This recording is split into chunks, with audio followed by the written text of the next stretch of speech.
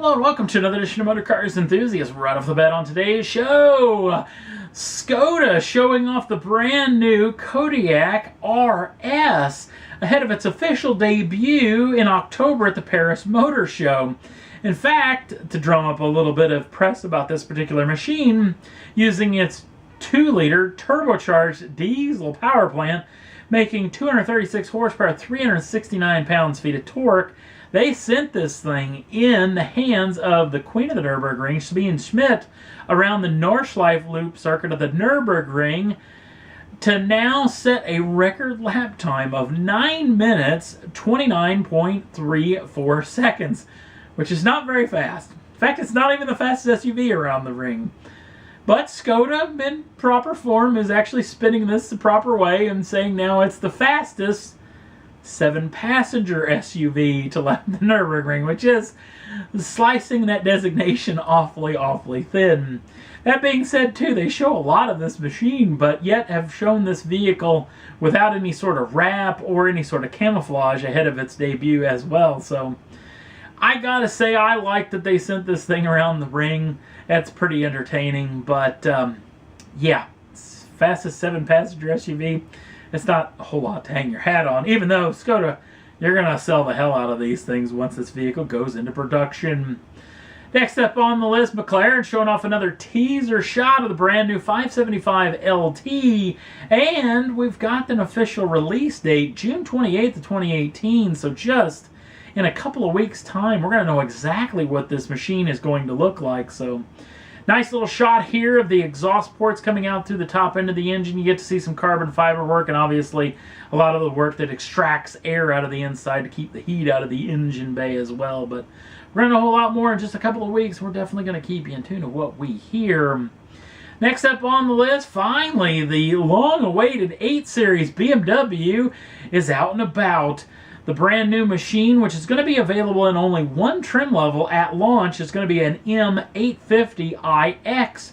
It comes with a 4.4-liter twin turbocharged V8, making 523 horsepower and 553 pounds-feet of torque. That is shipped through an 8-speed automatic gearbox that is actually run via GPS, and I'll tell you a little bit about that later. And the vehicle is all-wheel drive, even though it's rear-wheel drive bias and only uses the front wheels, actually when the rear wheels attain a little slippage. The vehicle does 0 to 60 runs just 3.6 seconds, which is hugely impressive, especially for a machine that weighs close to 4,500 pounds, with an electronically limited 155-mile-an-hour top speed. And the thing comes with a lot of tricks up its sleeve, especially in the handling of the department, including rear-wheel steer and an electrically assisted sway bar system that's in its softest setting until you start driving it spiritedly, which then will come into act and keep the actual lean of the automobile in the yaw points in the corners as best for optimum cornering.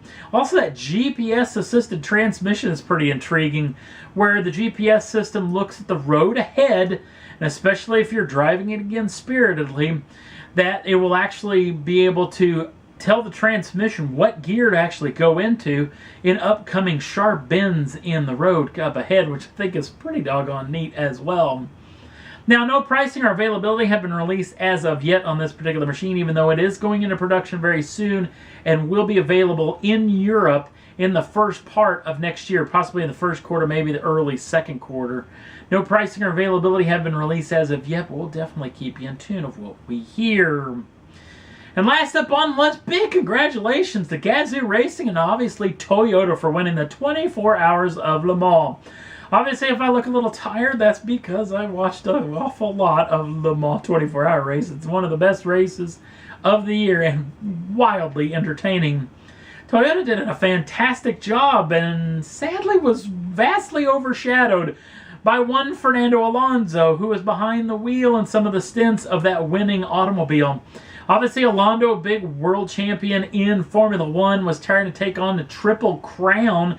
He's already won the Monaco Grand Prix. Now he's won the 24 Hours of Le Mans.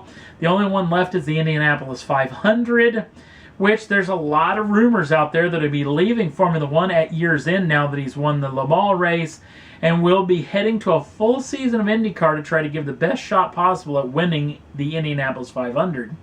Not only was Alonso actually overshadowing Gazoo Racing, was also overshadowing another fella who could have wrapped up the Triple Crown the first time since Graham Hill did it way back in the days, and that's Juan Pablo Montoya.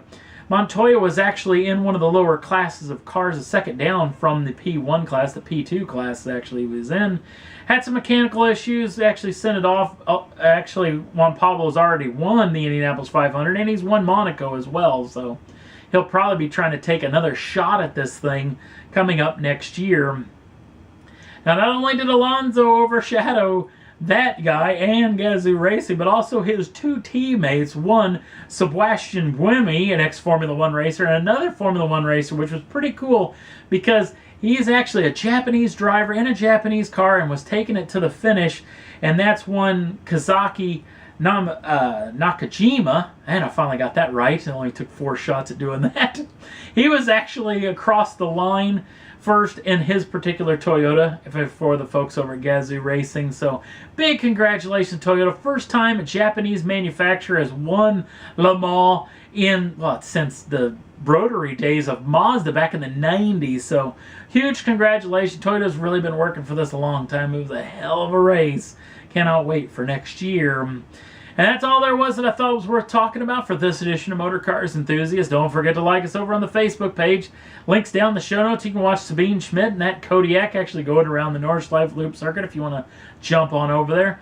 Also, if you'd like to subscribe to the channel, you can do so at any time and get the first dibs on the brand new shows as soon as they come out. Thanks for watching.